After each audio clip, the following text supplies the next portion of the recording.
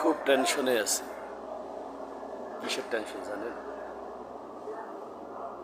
এখন নাকি কোর্ট থেকে অনুমতি দিছে, দ্বিতীয় বিয়ে করতে হলে প্রথম বইয়ের অনুমতি লাগবে না। এটা কোনো কথা? আরে ভাই, ইসলামে তো 4টা বিয়ে করার অনুমতি আছে।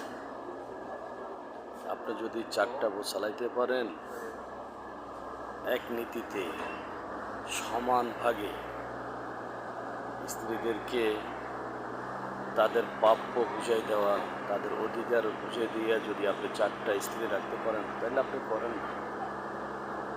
আর স্ত্রীর অনুমতি নিয়ে বিয়ে করতে আপনাদের অসুবিধা কিছু, আর অনুমতি ছাড়া যদি আপনি বিয়ে করতে চান, কোর্টের থেকে না রায় দিছেন, কিন্তু বাড়ির ভিতরের অবস্থা কি হবে?